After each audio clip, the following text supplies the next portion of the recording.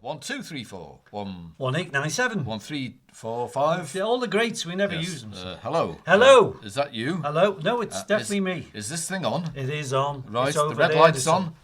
We're here. Here we are. Hello. All that. Right. Right, I'm Col. And it gives me great pleasure. Hi. But enough about my obsession with licorice all sorts. And I'm Mark, and I am here as part of my current community obligations. I say that. Is your bath chair comfy, Col? All right, do you want some cocoa? Oh, lovely. Cushions all right there? Do you want a hug or anything? Okay. Yeah, well, all I can say is, have we got a show for you tonight? Have we got a show for you tonight? Oh, hang on. Just check. That's the wrong page. That's the last episode. Oh, right. Right. Well, we can play it back. Have we got a show for you tonight? Have we got a show for you tonight? Of course we have. Yes. Yes, it's in the box. This box here? That one there with the wooden leg in it. In fact, the man who sold it to me guaranteed it for 3 weeks. So all my money back. Yes. That looks nice. Yes, that's a good show. Oh, you've got to put that one on. What's that hole for? Let's hope it's worth the £2.50 I forked out from my hard-earned hedge trimming money. Is that a mouthful? Is that a mouthful for you? Hedge trimming, yes. Hedge trimming money. My hedge fund. Well, all I can say is Messrs. Mark and Col are here all over again with a real dose of jollification for all you Beatle fans out there and people who just like Beatle things, Liverpool and all. Yes, sirree, Bob. Yes, we've just before our annual hibernation, we've appeared once again to do another Beatleplaces with Mark and Col. Zowie! Wow! Shoo! Wow!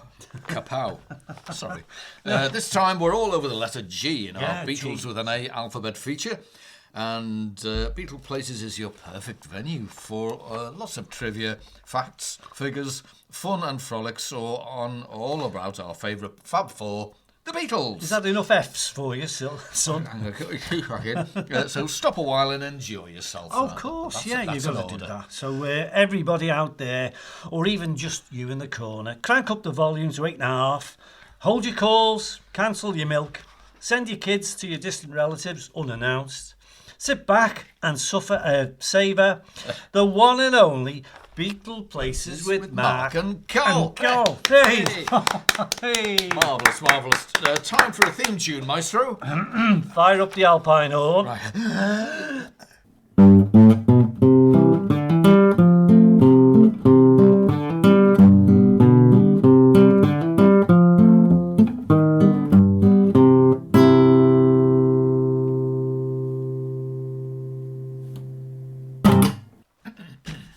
That's that. Well, 10 hours that took me to write that. That's right. Hello, everyone. Hello. Good evening. Good evening. Hello. Good morning. Good afternoon. Glad you could tune in with it. And bits in between. You could tune in with us again. Hello, Mark, as well. It's been a while since we last did. Been a while since I saw Mark. It's autumn here now, and it's flipping cold. So we're here anyway. Here to warm you up with a good laugh. Yeah, we should tickle your tonsils for a little while with Beatles related stuff, because we do a show called Beatleplaces with Mark and Col, and we found out that quite a good idea is to do a feature of the Beatles under the alphabet, and we've crept along slowly and surely, and here we are, and we've reached the letter Ferg. Ferg. G. And it's G for golf, G for go away, and all the above. And we're going to talk about Beatle things, songs, people, places.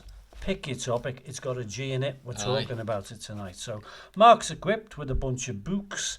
I'm equipped with a bunch of nonsense. And I've written a few books as well. Plus, as ever, like we typically always do, we're going to chuck in a couple of odd, mad quizzes. And it's going to be fantastic, as well as puntastic, because we're bound to say something stupid in the middle of all this. So here we are, and we're ready and raring to go. Should I do a quiz first? Start with a quiz, is that all right? as we mean to go on. Right. So if it's G related, it certainly is. Crack on. Some of it is. But there's letter G's in a lot of the words. well, yeah, there is a way of looking at it like that. Yeah. First bit, I'm going to do B-sides. All right. So is it a quiz that I've got to answer, or I reckon so, isn't it? Yeah. We can have a bit of each. Really. Okay. Have a bit of each. Yeah. I'd like to know the B-sides of these singles when they first come out in the UK. So it could be something different in America for anybody listening there, but here we go anyway. Here's the first one. What was the B-side of the single Help? Do you know that one? All right. The B-side of the single Help.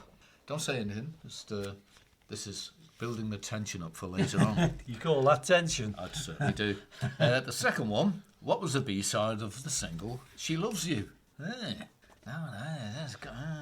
Yeah, you're really making me think already. Got you there now. I mean, I'm hardly warmed up. But How about the third one? The B-side of All You Need Is Love. That's a bit easier. It is a bit easier. It is a bit easier. As they become a bit more, less frequent. There was a whole bunch of them to begin with, wasn't he? 63, 4, 5, and slowed down a bit. And I think I know the answer already for that one. So the B-side of Help, the B-side of She Loves You, and the B-side of All You Need Is Love. I'll be giving you the answers a bit later on. See if Col can guess what the answers are. And it will be a guess for the most part. Well, where's the damage? Right, I'm going to do a little bit in the G section of this thing, which is the whole. That's the grand plan, isn't it? All right. So from the album Rubber Soul, it's the only one on the album I think with the letter G, and it's girl. Well, whichever you want. I tell you a thing I noticed the other week. Remind me later on to mention the little George Harrison guitar story to you. When the Beatles were sort of coming out of Liverpool, they weren't saying girl as like we say it round here. They'd say girl. I don't know, harmonically it worked. Anyway, John wrote the song, and when he was asked who the girl was, he said it was a figure from a dream, the ideal woman who has not yet appeared in his life. I always had this dream of this particular woman coming into my life, he said. I knew it wouldn't be someone buying Beatles records. I was hoping for a woman who could give me what I get from a man intellectually. I wanted someone I could be myself with. It's a bit deep. Yeah, important though. However, the girl in the song seems far from his ideal. She's heartless, she's conceited, and she humiliates him. Perhaps there are two girls in the song, the dream girl in the first half, whom he appears almost addicted to, and the nightmare girl in the second half, who holds him up to ridicule. The most John ever said about the song, though, was not to do with his images of women, but his image of the Christian church. In 1970, he revealed to the Rolling Stone that the verse, which asks whether she had been taught that pain would lead to pleasure. Yeah, that's a good line, that, isn't it? That a man must break his back to earn his day of leisure, was a reference to the Catholic Christian concept, be tortured and then it'll be all right. Oh, yeah, I live by that one. Love a bit of torture. I was trying to say something about some Christianity, which I was opposed to at the time. He said, Christianity, and in particular Jesus Christ, seemed to bother John. It seemed to got into a bit of bother. At the time of writing Girl, he was avidly reading books about religion, a subject that preoccupied him until his death. And 4 months later, he gave the interview to Maureen Cleave, which was quoted wrongly, really. Yeah, she was kind of a trusted friend, Maureen Cleave, for ages, because she was doing stuff about the Beatles left, right and centre. Yeah. And one particular one just reached a bigger audience because he mentioned something kind of like a bit more direct about Jesus and God, Christianity maybe. But religion was a subject, and it was a bit sore as other people read it. And it was, all, as usual, interpretation. Yep, yeah. And the guitar playing in it, the bouzouki style of guitar playing, could have been influenced by Zorba the Greek. That was the music that was around Zorba's dance. Yeah, it was knocking around, yeah. The background I've done a bit of that on the kitchen table. The background vocals emulated the La La La chorus the Beach Boys used on So Good To Me. But for a joke, they sang it tit in the studio rather than a scheduled dit. So these borrowings show that the Beatles were as influenced by current chart music as they were by rare B-sides and 50s R&B hits. So that's Girl from the album Rubber Soul, one of my favourites. It's a good song. I mean, they were very polished by then. You know, getting that, they could knock off 2 songs a session if they popped into EMI in between tours and everything else that they were up to. And wonders whose idea it was to do the don't know. Sharp intake of breath or slow intake of breath during it as well. I don't know. Anyway. George Martin's responsible somewhere down the line. Quite right. Anyway, cheers, over to you.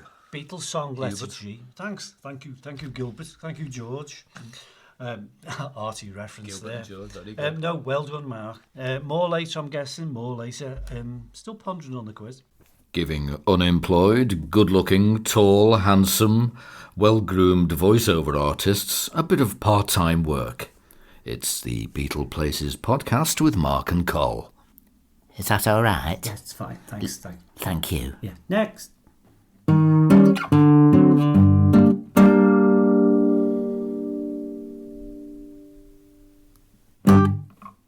Okay, my little job is to talk about other things Beatle related. I said before, I will forget unless I do it now, which is George Harrison's first guitar was advertised recently in the press and the news locally. And he said his very first guitar, actually one of his first, it was his first electric guitar to speak of, his Futurama one. And it was noted that it was on exhibition.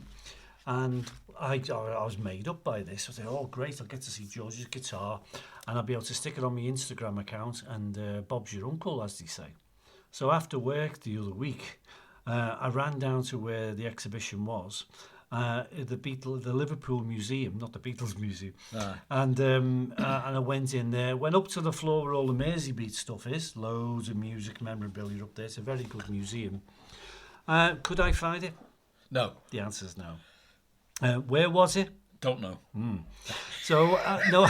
It been moved. It's not a police interview, don't worry. I went down to reception and said, where's George's guitar? She said, oh, you're the 100th person who's asked me.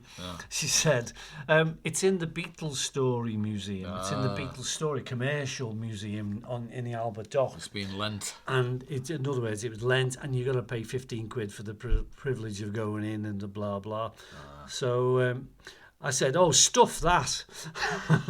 And the woman said, that's the 100th time I've heard that. Very good. But, I'd love to have seen it, but I just didn't think it was worth the ticket price, because the Beatles Story's fine as it is. I don't think it's as good as Pete Best Museum, because we went to that earlier this year, which is a really good museum. And I think it's kind of a well thought out museum of sorts, but it's a bit limited. And when they got hold of George's guitar, I reckon that they thought that would draw in the crowds. But shame was, one of them didn't include me. Yeah. George's guitar story. Okay, letter G, Beatleplaces with Mark and Col. Beatles with an A is our feature, and it's letter G. Beatle people. Have you heard of Jim Gretty? No. Well, some people will really know him. Fill me in then on Jim Gretty. Jim Gretty was a local chappie who helped run the store called Hessie's. And Hessie's was my go-to music store when I was a kid. And it sold all the guitars that you could ever mention. A lot of music stores have gone now from Liverpool. And there's virtually like none left. Most people buy their stuff online, as most people are more than aware. But of its time, in the 50s and 60s, there must have been 20 music stores hereabouts in Merseyside, Liverpool. And the best of them all was Hessie's. And Hessie's was it had two stores, one near the Cavern and one just up the road from the Cavern.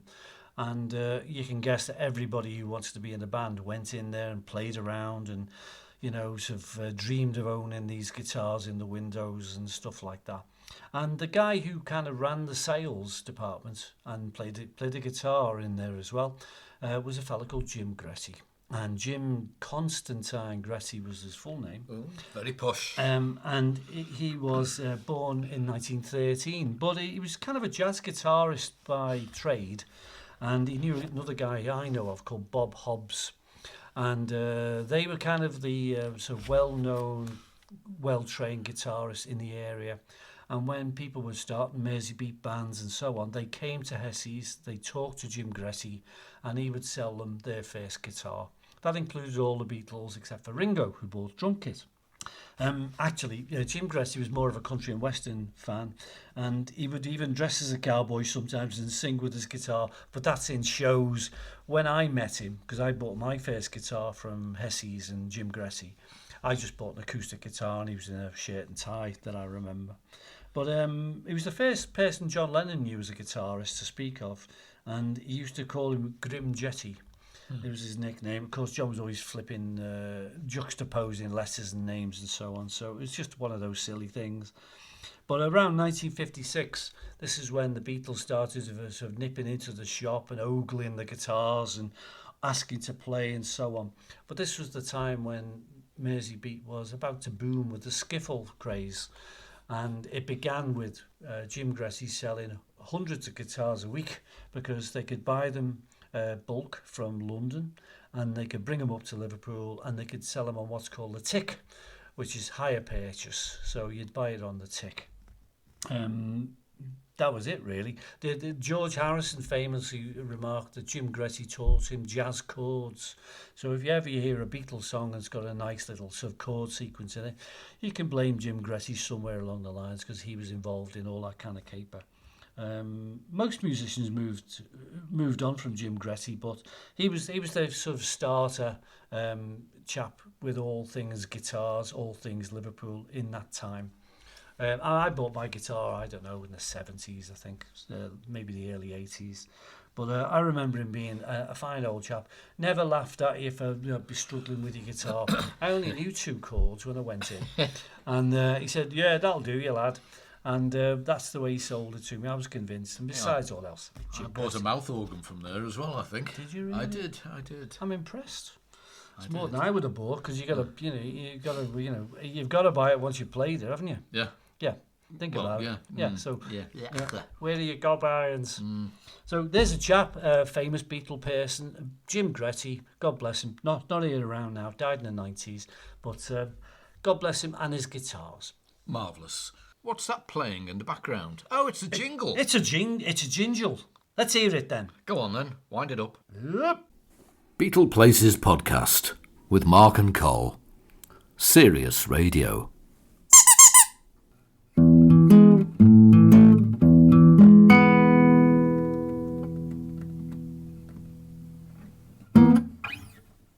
That was good.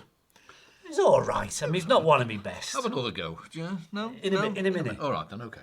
Guess what happened 61 years ago today? A famous saying Okay. was said by somebody from the Beatles. Was it 1, 2, 3? No, it was Rattle Your Jewellery. Oh, was it the Rattle Your Jewellery? In the Prince of Wales Theatre in London on November the 4th, 1963, John Lennon said, in the cheaper seats, you clap your hands, the rest of you just rattle your jewellery. But that wasn't an off-the-cuff remark because in rehearsals, he'd said it before as well. And Brian Epstein was a bit worried because John Lennon said something rather different. Not rattle your jewellery, but rattle your bodily jewellery. parts. Yes. Rattle your exclamation mark jewellery. Fill in space here. And he's a little bit worried that John would say it again, but he didn't because he said it normally. On November the 4th, they had high V-necks, black ties, blindingly white shirts, and the curtains opened, and they went straight into From Me to You, with not one scream from the audience or the royal box. This was followed by She Loves You, and then Paul announced that they'd sing something from The Music Man, one of their favourite films, and a song covered by our favourite group, Sophie Tucker, which is what he said. It's a bit naughty. And then they played Till There Was You. Till There Was You. And John introduced Twist and Shout with that famous remark. On the bill that night, there are all sorts of people. American people listening might not know who they are. Some of them they will. There's Marlene Dietrich, Max Bygraves, Harry Seacombe, Buddy Greco, Wilfred Bramble, Charlie Drake, Michael Flanders and Donald Swan, Eric Sykes, Hattie Jakes, the Clark Brothers, Pinky and Perky. Oh, Pinky and Perky. The Puppet Pigs. Oh, yeah, they were pretty great. Joe Lossner's Orchestra and Alberto del Parana and Las Paraguayas. You know what that's called, really? A variety show. A variety show. A show with dancing puppet pigs, Aye. a big band, a comedian, a fabulous pop group, Yeah. and then a couple of bits in between. Yeah. Good mixture. And it was called the Royal Command Performance then, not the Royal Variety Performance. So that happened all those years ago, November the 4th, today, which is today, November the 4th. Wow. So 61 years ago today. Well, there's a relevance to it then, isn't there? I'm glad you brought it up because you're my date guru. So, Am I? Yeah, you're my date guru. Right. We need more of these things. What's next? Well, I thought I'd throw a quiz back at you. Oh, go on then. Because it's ready for it's you. just because we like doing that kind of thing, and I think it's one of those things people like. I seem to sell a lot of quiz books, and future note, folks. I may even bring an app out about this. I've got to see a man about making apps, and fairly soon I'll be able to do a Beatles app, Beatles quiz app. Might be a bit of fun, who knows. Okay. It's round 27, it says in my book here. Good heavens. And these are the questions I wrote. Have we for been a while here back. that long? Yeah. And the topic is I work all day. I work all day. So this is on the topic of Beatle jobs. And I want you to answer the questions. You can answer a few right now. That's fine by me. That's all right, okay. And I'll throw a few at you. Right. I'll see if I can catch them. Maybe it's too specific, but if so, just put your hand up, throw a fiver at me. We'll move on to the next one. I'll have to go to the bank. I work all day. It's hard these days, isn't it, getting cash? Beatle jobs. Right. So, question 1. What job did Ringo have at H. Hunt and Son when he began there? H. Hunt and Son. Which is up in Dingle, up the road, round the corner from where he lived. H. Hunt and Son. Was he a joiner? He was an apprentice fitter. Fitter. Yeah. Was it. And what did he make? I don't know. Do you know, I correct you. You are right. He was an apprentice joiner. Ah. Sorry. Yeah, they make gym equipment. Yeah. And they made sort of, monkey bars and pommel horses and all kinds of stuff. And where I used to live, the gym was made by H. Hunt and Sons. So, well, blow me I down. live and learn. Well. What career was Paul advised to pursue after school? Solicitor. Well, he went to a grammar school, and they were always proud of their, their honorary student, their honorarium, whatever the word is, alma maters, and they went off to higher and greater things, as grammar schools often did in those days. But the answer is teacher, and the teaching job. If he was going to be trained as a teacher, by the ways. I looked up where he was going to be trained, and it's on the way to Chester. Oh, yes. So you would have to do a daily commute out to blooming Chester. There was a teacher training college there. Remember those old things? Yes. And Paul thought that was really ironic that a teacher said, "What you want to do is be a teacher." So he thought, "And end up like you." Oh, thank you, mate. Right, name the place. You might know this one, kiddo. Go on. Name the place John worked as a American term here, busboy or waiter at Liverpool Speak Airport. So in other words, what was the restaurant called that he worked as a busboy waiter? Oh. He wasn't very good. He wasn't there very long, but his Wings. That's not a bad guess, actually. Yeah, the answer was the Viscount Restaurant. Oh, the Viscount Restaurant. The Viscount. Aye. The Viscount Restaurant. Lovely biscuits. And never kind of knew any. No, not them. Oh. The restaurant. Ah, right. What was George initially? He's taking a. Go on. Michael now. I am, yes. George was initially hired as a what? At Blackler's department store. An electrician. Nope. No. Just a little Father before Christmas. that. No. They had some bloody good grottos, though, didn't they? You remember them? Yep. Yeah, we always had a good Christmas grotto, old Blackler's. Aye. Yeah, Blackler's was a great big, let's say, landmark department store. Department store, yep. Big deal to go there. No longer with us. No It's a longer with us. Weatherspoons now. Yeah, and of its time, it was a busy old place, and George got a job there as an apprentice. You can't picture this when I say it. No. Window dresser. Oh, window dresser. Window That was dresser. it. That was it. And he was offered at the last minute electrician. Oh, don't put that out. It's dead grotty. Yeah. Okay. Yeah. Go on then. Have you come to a stop? No. I've got one more to do. Because I'll wind you up. Yeah. Ringo's first job was briefly for Hume. Ringo's first job from leaving school was briefly for Hume. Whom did he work for? Before Hunts and... The local butchers. That was a question before that one. Coincidentally enough, a bit of synchronicity going on there. Well, I never. No, he was offered a job with British Railways at Lime Street. Well, I never. At Lime Street. And he couldn't do it because they didn't have a uniform for him, so that was a bit shabby. Oh. So they couldn't fix him up in time, and he was just going around in his regular gear. So Beatle jobs, did you ever? Yeah. Did you ever? Another one later, a bit more random. How's about that? Super. Marvellous. Got to get you into my life. Okay, then. When do you want me? Anytime. From the album Revolver. It's a G. Got to get you into my life. It was written by Paul, who wanted to emulate the Motown sound. Recently developed by the writer-producer team of Holland Dozier Holland with the Supremes. And it was the first Beatles track to use brass. Really? Really? I'm trying to go through my catalogue in my head. John believed that by mentioning another kind of mind in the lyrics, Paul was alluding to his drug experiences. He has since confirmed that he was. It was a hymn in praise of pot, disguised as a love song. It wasn't a woman that he needed every single day of his life, but a joint. On June the 19th, 1967, he was confronted by a British television news reporter who asked whether it would have been better if he had kept his drug-taking private. I was asked a question by a newspaper and a decision was whether to tell a lie or truth, he said. I decided to tell him the truth. But if I'd had my way, I wouldn't have told anyone because I'm not trying to spread the word about this. I'll keep it a personal thing if he does too. But he wanted to spread it, so it's his responsibility for spreading it, not mine. So there, Paul said.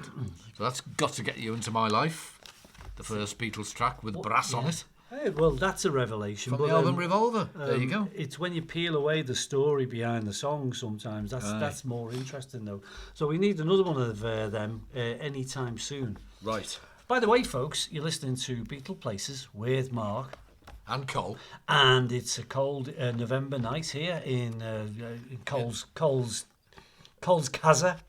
And here we are doing your joint. Beatleplaces broad podcast for one and all. And as I said, the feature we've started to use, and we're going to continue until the alphabet's all used up, is Beatles with an A, an alphabetical meander through Beatles things. Absolutely super. That was very good. And now here's a letter from Mrs. Elsie Scrunge. Well, Elsie's kind of a close tie with the next question. It's a Beatle person time. With a G in it, and it's a fella called Harry Graves. Ah. Ring a bell? No. Come on now. Harry Graves. Harry Graves. We've been to his house. Have we? We have. Harry Graves was the man who married Elsie Gleaves, or Elsie Starkey. Ringo's stepdad we're talking about, Harry Graves. I'm with you now. Yeah. So Ringo's real dad was a fellow called Richard Henry Starkey, and he had two sisters. One was called May, who died as a young child, and Nancy, known as Anne. And he also had a brother called John, and John married a lady called Edith Jones, and Edith lived in a place called Ruby Street, Dingle, which is still there. And when they married, they moved to a place called Park Hill Road in Dingle, in the neighbourhood. It's just kind of a district thing. When people in Dingle moved, they didn't move more than a couple of doors, but lo and behold, these houses are still out there to see. People go to the famous ones, but Ringo went to these houses too. So back to the story. In 1945, probably right after the war ended, a fella called Harry Graves arrived, and he came from Romford in East London, looking for work on Merseyside. Well, there wasn't much of Merseyside left after the war, but here he came looking for work. It turns out Harry was a very likeable chap and blended in very easily amongst all the Dingle neighbourhood. And that way he sort of fitted in. And first of all, he was a lodger, and he lived in Admiral Street in Dingle. And the funny thing was, he was going out with Ringo's auntie, a lady called Edie Starkey, and they began seeing each other. And That way, they met up with another Ringo's mum called Elsie. And with Elsie going out with a fella called Joe Taylor, it turns out after a couple of dates, they kind of liked the other person in the crowd. So when they went out as a foursome, Elsie Starkey fancied Harry Graves and vice versa and so on. And in the end, they just stopped seeing who they were with and started going out with each other. So Harry started going out with Elsie Starkey, and within a couple of years they married, and that was fine. 1953 rather, they finally married, and Ringo was very pleased with Harry. He liked Harry a lot. Never seemed to have much contact with his dad, who I think only made 2 visits to him following his departure to Crewe, a place called Crewe in Cheshire. So I reckon he much preferred Harry. And there's a documentary that Disney did in the middle 80s when Ringo came back home to Dingle, and he met up with Harry, and they were just getting on like really nicely. It was a lovely thing to see. Harry Graves, not around anymore. That was it. Yeah, I mean, if we're talking about Ringo's father, he left and moved away, and he passed away sometime in the 70s. But God love him, Harry Graves was around a bit longer than that. So Harry Graves is the man. He was a nice guy. I think he helped him. Yeah, I think what he did was on one journey from London, he brought back a big bass drum for Ringo to begin his drumming sort of career with. So he's got to be an influence on him. He started it all off, I suppose, yeah. If you want to look at it that way, yeah. So a little bit of background about our friend Harry Graves. Super. Marvellous. What are we listening to? It's Mark and Col. With Beatleplaces with Mark and Col. Say Mark and Col a fair bit tonight. Yeah, Mark and Col. Yes, but you won't mind, listeners. Hope you're enjoying what we're doing. We've got more coming. Here it comes. I've got a little quiz for you. Give me the answer straight away if Okay. you can. All right. It's what track follows? Oh, that I Right, hate. got this one again. I've been busy again today. Right, from the album Beatles for Sale, what track follows I'll Follow the Sun? Michelle. No. It begins with a M. Misery. No. Begins with a M. What Are You and Me? Men. Men. What's Last time I looked, anyway. yeah? What's your address? What when you get a letter addressed to you? What does it say at the top? Mailman, bring me no. It's not mailman, bring me no. No, it's Mr. Moonlight. Mist. I can't do that. Mr. one. Moonlight. Moonlight. So I'll Follow the Sun is followed by Mr. Moonlight on Beatles for Sale. What follows this track on the album Help? You're Going to Lose That Girl. Yesterday. No. You're going to As far as I know. I'll follow the sun. Not quite, no. I won't follow the sun. No, don't follow the sun. No, don't follow the sun. It'll hurt your eyes. If you get on the bus or the train, what do you need? Ticket to ride. Correct. Well, you can't keep giving me these clues. A bit of a breadcrumb trail, All right, this, isn't it? finally right, then, go ahead. because I can see you sweating now. From the album Revolver, Here, There and Everywhere. The track after. The track after Here, There and Everywhere. Oh, it's got to be a sort of bit more of a rock. Taxman. No. No, that's the first That's track, the first track, yeah. Paperback Writer. No. That's no. What colour's that? Yellow Submarine. Ah, you got it right there. Well, you had to point to a colour to tell me. Well, otherwise we'd be in here all night. Sorry. So, so that was Beatles for Sale. I'll Follow the Sun. Mr. Moonlight follows that one, and You're Gonna Lose That Girl is followed by Ticket to Ride on the album Help, and from the album Revolver, Here, There and Everywhere is followed by Yellow Submarine. I've got O-levels, and I can't get this. Never mind, eh? There you go.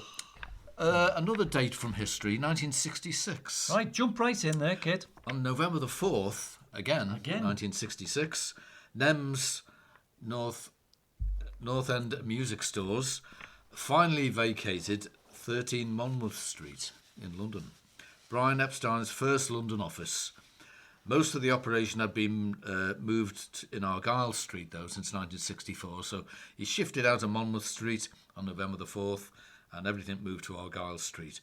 On November the 9th, in 1966, John first met Yoko at the Indica Gallery in John Mason's Dunbar Yard and in all London. that. Yeah. In fact, the Apple episode where he climbed the ladder and he saw the word yes and all that. And he thought, wow, That's Yeah. that's. I'm always doing That's that it. with post-it notes around the house. They don't make me want to buy it, but No. yeah, it's like door. Okay. So it is. Yeah, tiny little letters. It said yes. So I was positive. He said, I felt relieved. It was a great relief when you get up the ladder, look through the spyglass, and it doesn't say no or Yeah, it's Something else. something rude. Yeah. yes or something. It said yes. I was very impressed. So Well, there you go. Yeah, love is blind. You know. Yeah. Go on, then. It's definitely in need of variofocals. Right. But there he was. You know, fell in love. Daft nut. Beatle places, and we're doing dates and things, and I'm doing a thing which is a Beatle place now, folks. Letter G, as we promised. A couple of short ones, if you don't mind, Mark. These are places we've been, and when you get to these Beatle places, it's not lit up in in lights and everything else. They're just places. They're just houses. Why should flats, they be really? They don't things need like all that. stuff. I'll tell you more about that in a bit when I talk about the next trip we're doing now. 2 addresses, letter G, which you may think, they are kind of important. Gambier Terrace. I knew you'd say that. I was thinking that today, and I thought, Yeah. you're going to say that. Well, it's an odd one because I've done some research on Gambier Terrace. John stayed there with his arty mates, Ducky and Ronald. Yeah, Margaret Duckfield, Ducky her name was. And all the other cronies, including Stu Sutcliffe for a little wee while. But he was kind of trying his artistic bent by sort of squatting, if you will, in the flat number 3 at Hillary Mansions. And Gambier Terrace was the venue.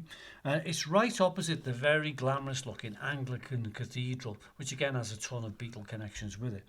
But there he was, flat number 3, Hillary Mansions, with his art chums Rod Murray and a few others, to be honest.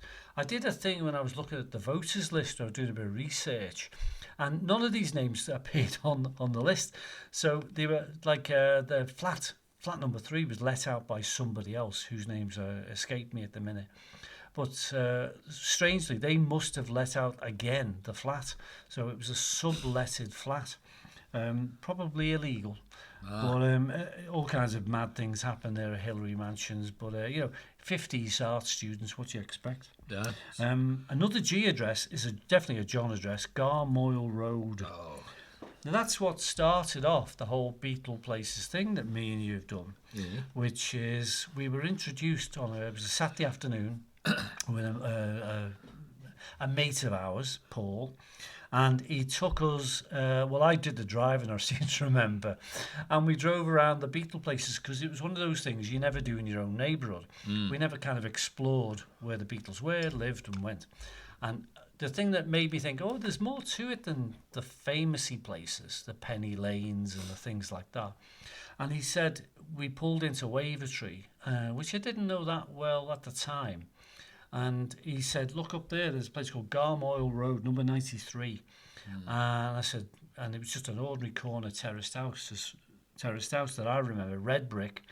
And we pulled up, and it was just tucked a little bit away from Penny Lane. And what I noticed was it was nothing special. And Paul said that was a bedsit. In other words, it was 2 flats. In its time, and there was Cynthia Powell. She was there as an art student, and she stayed there for a little while on her own with somebody else. And later on, it was Paul's girlfriend who came along, and she stayed there too. And that's where John used to rendezvous, let's call it that. Say no more. And he did a lot of rendezvousing. And he came around for a quick rendezvous, and that's where Julian was conceived. Julian Lennon was conceived. That we understood, the way it was timed and everything, because there they were, 2 young things in love with a flat of their own. And John, of course, wasn't allowed in because the landlady in charge, whose name I also wrote down somewhere, but he snuck up, had a quick rendezvous, back out. As you do. So Gambier Terrace, not much rendezvousing going on there. Garmoyle, nothing but rendezvousing. Yeah. End of it. Aye. Time for a jingle, I think, after that. I'm exhausted. I'm getting a bit hot. Well, let's not have a rendezvous about it. No. Yeah. Open the window. Let's just keel over for a minute. And play that jingle. It's Beatleplaces Podcast with Mark and Col, radio's answer to naked attraction.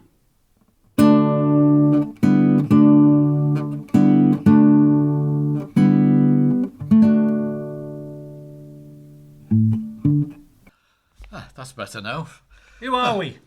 We are Mark And Col, it's Beatleplaces with Mark and Col. Col. Yeah. How do you do? Nice to meet you. Same back to you. Yes, right. Good morning. How do you do? Good morning. Oh, good morning. Good morning. Good morning. Mr. Subtle strikes again. G. Good morning. Good morning. Paul dominated Sgt. Pepper because John had become a lazy Beatle. He rarely ventured far from home, paying little attention to life and stuff like that. All he wanted was domestic life, newspapers, daytime TV and stuff like that. And Good Morning was an accurate summary of his situation and an admission that he had run out of things to say. It was a song about his life of indolence, the result of too many drugs, cold marriage and days measured out in meals, sleep, television programmes such as Meet the Wife. With Freddie Frinton. When he was at home, he spent a lot of his time lying in bed with a notepad, remembers Cynthia. When he got up, he'd sit at the piano or go from one room to the other, listening to music, gulping at the papers, but basically dropping out of life. And one day, he was sat watching the telly, and an advert for Kellogg's Cornflakes came on. And it was a black and white advert, only a few seconds long. Featured nothing more than cornflakes being tipped into a bowl, and that was it.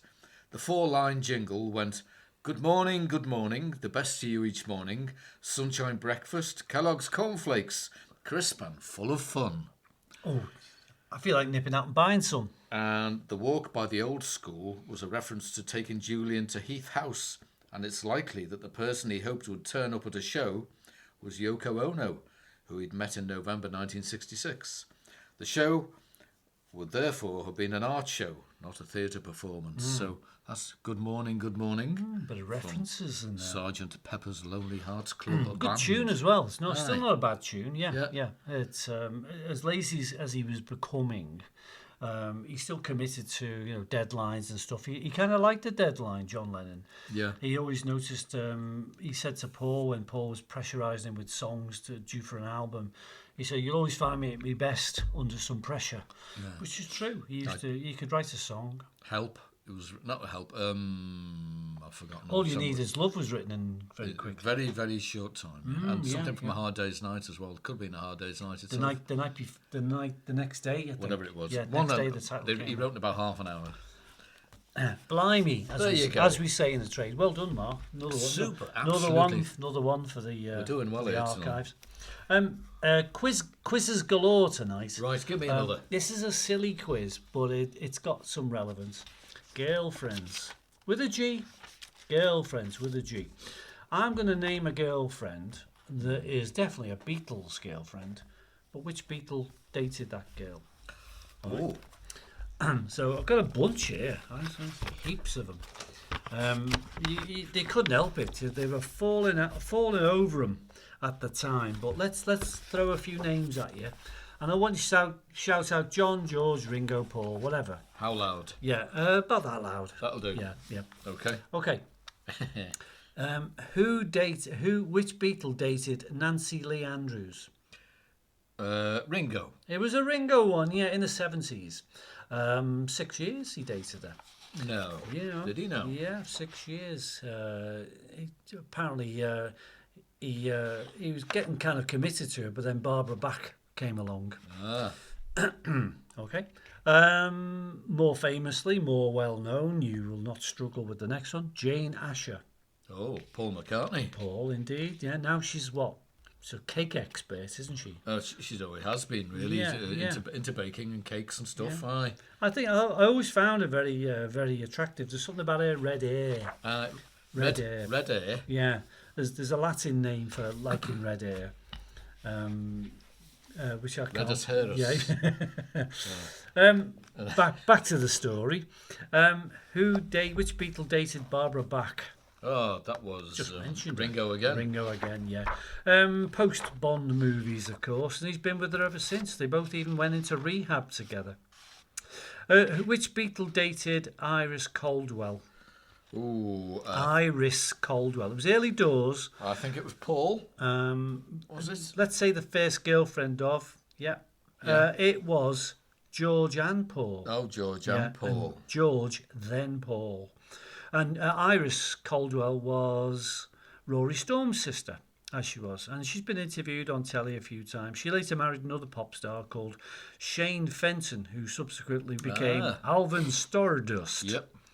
But they got divorced. My cockatoo. I'm sure you don't want to go around, getting your driving licence sorted out with Iris Stardust on your driving licence. Be good, though. Be good. It would look good, but be memorable in the wrong way. Which Beatle dated Alma Cogan, it's said. Alma Cogan? Alma Cogan. Real name, Alma Cohen. Ah, Alma Cogan. John. Strangely, Brian Epstein first of all dated her. Ah, was right. courted by her. Probably on the tours that they did, because they were definitely entwined in the tours. And John Lennon apparently sparked some interest in it in the 64 era. And she was around, but she died very young, unfortunately. Yeah, she did. Alma Cogan. Which Beatle dated Shelley Duvall? And she was an actress who was in movies like The Shining and Popeye even. How about George. Yeah, you're not far wrong. Ringo, one of four. Ringo, one of four. I was going to say Ringo. Yeah, but, don't give me all four. The Beatles dated her. No, just one of them. Yeah, it was Ringo who dated her for a spell. Who dated Julie Felix? It's said. Oh, the folk singer Julie Felix. Julie Felix. I used to watch her on telly. I would say Paul McCartney. Yeah, we're all going to the zoo tomorrow. She used to sing. She did. She briefly Zoo tomorrow, dated zoo Paul. tomorrow. Briefly dated Paul, even though Jane Ashley didn't know about it at the same time. Naughty boy. Goodness me. Naughty lad. Who dated Olivia Arias? Oh. Who dated Olivia Ringo. Arias? She married George. Did she? Yeah. Married George? And they had Darnie. Oh, those I'd change it so you wouldn't kind of screw it up. I didn't know what her maiden name was. Okay, famously, which one of the Beatles dated Astrid Kircher? Astrid Kircher. There's a clue in the name. I would say John. It's a bit of a twisted one, this. Pete Best. Stu Sutcliffe. Stu Sutcliffe fell for her, and it was a proper love, proper romance. Sad the way it ended.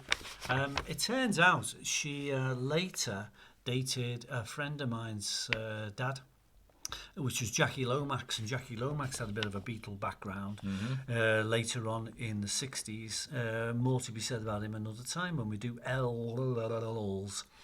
But that's a true fact. Who went out with Heather Mills? Who went out with Heather Mills? Heather that was Paul McCartney. Yes, I'm afraid it was Paul McCartney. And this book describes he regrets that. This describes the thing with Heather Mills. Oh Lord, it starts with.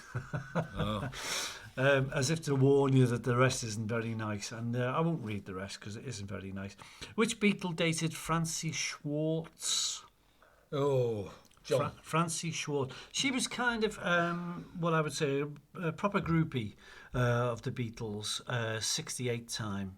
So she had something to do with Paul, in fact. Did she know? Yeah, and she did release a book about her exploit, a kiss and tell thing called Body Count. Let's say no more about it than that. Yeah. He wasn't very happy about being sort of discussed about in those terms, but there we are. What can you do? I'll read out one more. Which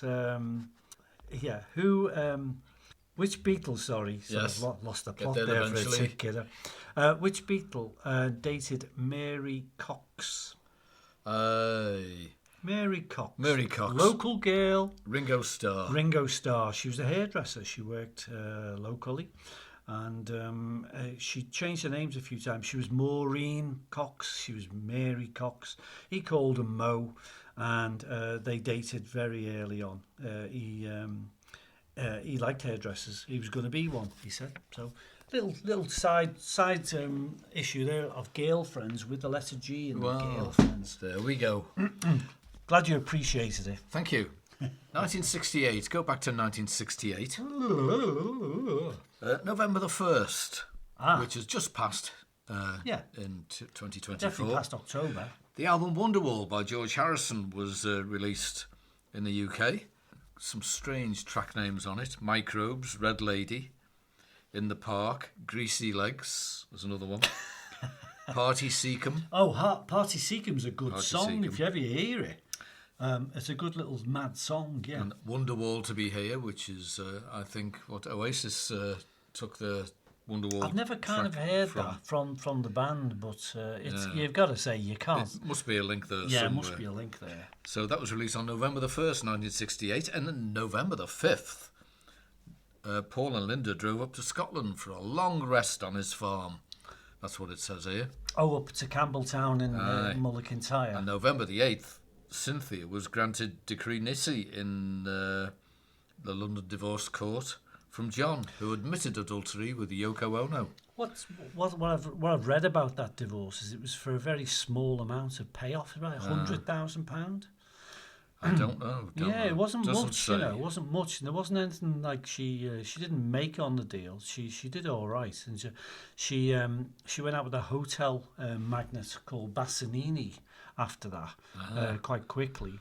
And the mad thing is the Beatleplaces connection there is she came to live back once she divorced him as Robert Bassanini. She came to live up back in Liverpool again. She lived in a place called Hoylake. And she had a bungalow. She was even in the phone book. Aye. I noticed when I was researching her. But the place is still there. It's tucked away a little bit, but it's on the seafront where she came from. She used to live in Hoylake, and she went back to Hoylake, maybe because she liked it. But her son Julian by then was at the private school down the road. Aye. Kingsmead, is it called? No, it's something else. Something? Kingsmead was on Mells Drive. Oh, well, he did go to that one. I think. He did go to that one. It was another one. Maybe I'm wrong. Okay. Anyway, a little quick quiz again. What track before? Well, it's worse than after. It's before. There's only two this time. All right, so I don't tax you too much. By the way, this is Mark, and that is Col. listening to Beatleplaces Podcast. Thank you. Right, what track is before this one? From the album Revolver, what track is before Tomorrow Never Knows? Could you tell me if it's a Quite a long title, with a G at the beginning of it.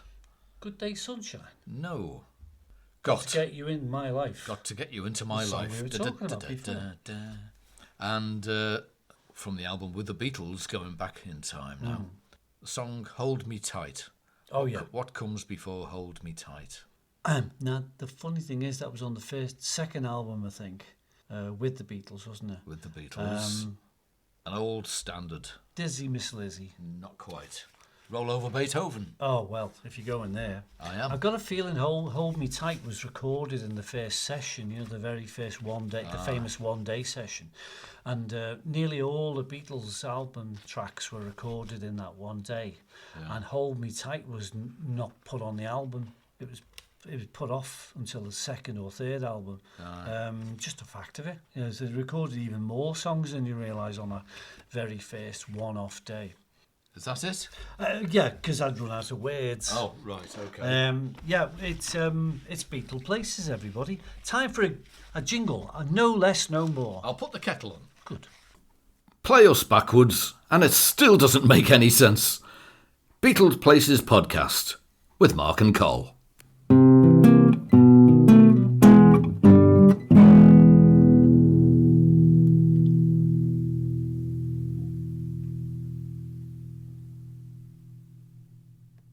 I'll do. We're back. We're back. That was And better. to prove Nice it, chocolate biscuit that was. I hope you like the final stretch you now. like peppermint tea, yeah? So we're coming to the end. So thank you for listening. And I'll do before yeah, sorry. we Yeah, I was going to do a wee feature. Letter G, Beatleplaces. aye. Guess what? Germany. Ah, Gotta get a mention. go. That's Gotta say get a Germany. mention. But I won't dwell on it far too long. I'll just mention a couple of G things to do with Germany. One is Germany is spelled with a G. And the other fact is there was a place in Hamburg where the lads hung out. There was two places I always kind of think, if there was a thing to go and see, I mean, we live right around the corner from all these Beatle places in Liverpool.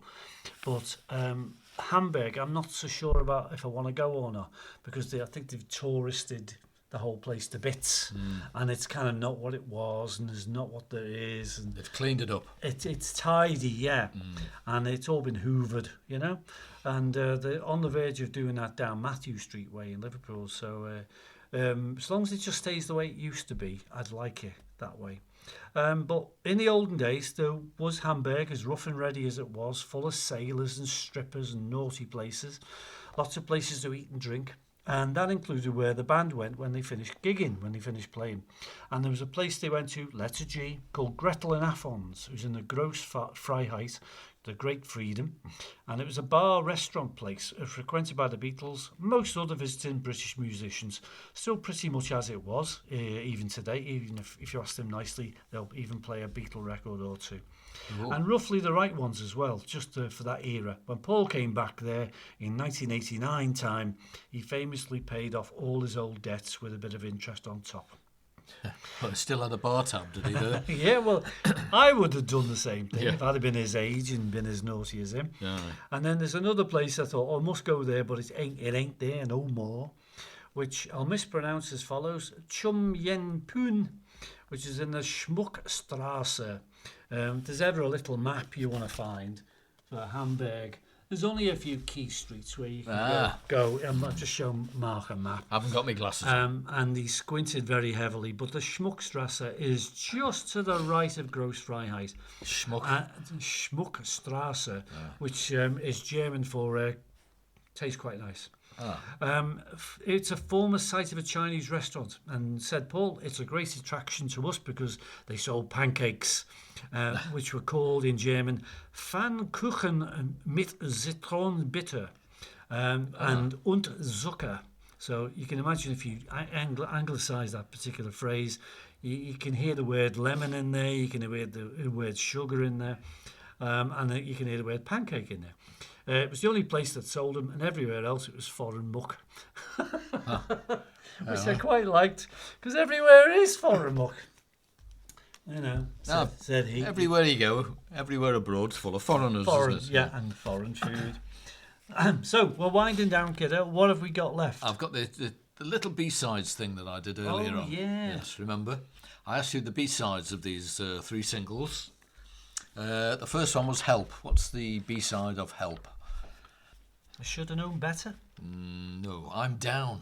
Is it really? It is. Oh, lively old tune like that. And, right, the B-side of She Loves You, which I can't remember this one, to be honest. Probably because all you played was She Loves You. It can't be well, they were all good, the B-sides, and yet we don't kind of remember them so well. We don't play the B-side of this one hardly ever. I can't remember the song, to be honest. I'll Get You. Oh yeah, that one. Yeah, I'll Get You in the end. Yeah, you don't. Not played enough, really. Yeah, yeah. And finally, number 3, the B-side of All You Need Is Love. Baby, You're a Rich Man. Correctamundo. Yeah, funnily enough. Hit the nail right on the head. You know, not the best song I've ever heard of the Beatles, but we talked about this last time around. But still blooming good. So we are done with the quizzes. We are done with that. Got to mention the next thing we're going to sort of hoik up to do is I'll be doing a visit round Beatleplaces pretty soon. I've got a bit more time on my hands, and I'm going to see a place where John really met Paul for the first time. As it's known, famously known, they met at a summer fete. Aye. But news has come to light that Paul has always admitted, and he admitted this to another musician once, and I can't remember who the musician was. I'm very forgetful today. But he was talking to somebody like, I don't know, Dave Grohl or somebody he was knocking around with. Excuse me. It's the pop. It's making me burp. Go on. And he said, that's where I met. He driving through Liverpool, showing him around Liverpool, you know, proud to show him Liverpool. And he drove past this place, which was a shop. And I'm going to this shop, and I'll tell you more about it another time. But he said, this is where I bumped into John the first time, and he gave me half of a bar of chocolate. So famously. There you go. Now, I'd made a mistake that this particular place was in an area of Liverpool called Egbert. And I'd been there and I'd photographed it, but the owner was right, but the shop wasn't right. The guy lived in another shop once upon a time, a bit nearer where John lives. And connected with Paul because the owner of the shop lived near Paul, so it's a bit mad. Bit confusing, isn't it? But I'll be there in a wee while to tell you even more about that wonderful fact. Marvellous. So we're on the wrap now. We're on our way out. But quick round up all the G's. Right. G songs, G Beatles songs. Go on then. There was Get Back. There was. There was Getting Better. There was Girl. You mentioned it tonight. Yep. I'll give you a little hint, little quiz. A White Album, letter G song. Glass Onion. Glass Onion. And Good Night. Abbey Road. And Good Night. And Good Night. Yeah. Abbey Road had... Abbey Road had Goodbye. Golden Slumbers. Golden Slumbers. Goodbye was a Mary Hopkins song written by Paul. Yeah, that was a G. Lennon and McCartney was down as... Written by Lennon and McCartney. Goodbye. Good Day Sunshine, Good Morning, Got to Get You Into My Life. Give Peace a Chance, if you could call that a Beatles record. Do you know what? I think you're on the verge of being right there. In regards to Beatle people, we haven't mentioned the following. Len Gary, old quarryman. Nice of the quarrymen to keep in touch on Instagram, by the way. Hello, fellas. And Johnny Gentle, who was with the Beatles when they were the Silver Beatles, touring Scotland. Jim Gretty, God love him, who I mentioned tonight. Johnny Guitar, he was Ringo's mate with Rory Storm and co. Good old Jerry Marsden, who's sadly gone now. Sir Lou Grade, that's another story all on its own. And Ringo's stepdad, Harry Graves. The other Beatleplaces, just a handful left, are the Grapes, the pub, the greatest pub on earth. Why? Gambier we've mentioned, Garmoyle we've mentioned. Then there was the Blood Tub, which was the Grosvenor Ballroom, which was the place where in Wallasey. It was kind of rough, but it's all right now. Yep. Now there's toddlers groups and all kinds of things in there. And then the Beatles, of course, played the Channel Islands once upon a time, and one of those islands begins with a G, and that was Guernsey. Gretel and Athens I've mentioned, and Germany I've mentioned, and of course, famously, when the Beatles were notified of being number one in America, they were at the Georges V Hotel in Paris, 1964. Wow. So that's as many G's as we could cram in this little old show. Goodness gracious. There's two more. Good golly. Good night. And good night to you as well. It was a splendid pleasure. Good golden slumbers to everybody. And... he's milking this, you can tell, folks. Goodbye. We're going to go, but we'll be back with a special next time around. Better mention it. I'll have a shave. That'll be a special. No. Next time is the letter H. H. So it's all about, and nothing but, George. We're going to talk about George Harrison. Aye. All the things about him through his solo years. Maybe we should explore that. And we're going to talk about George, the quiet Beatle, whatever you want to call him. And we'll mention him all the way through the next podcast. So it's a little bit of a Beatles with an A special. A George special for next time, and you can guess that we're going to do John and Paul and Ringo in proper order, as and when we do their letters. We get to their letters, yeah. So that's it, really. That's it. Here we go. Thanks for listening, everybody. Yeah. You can go and have a lie down now. Take one of your tablets. I think you should. Rub your forehead with a bit of witch hazel. Say, thank God that's over. And it's time to go. Thank you very much. Good night. Toodaloo. Goodbye. Toodaloo.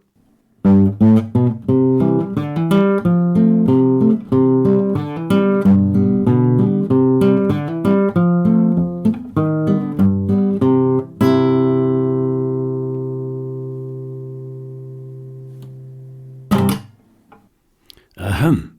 Thanks for listening to the Beatleplaces Podcast with Mark and Col. We hope to see you again real soon, and don't forget to visit the gift shop on the way out.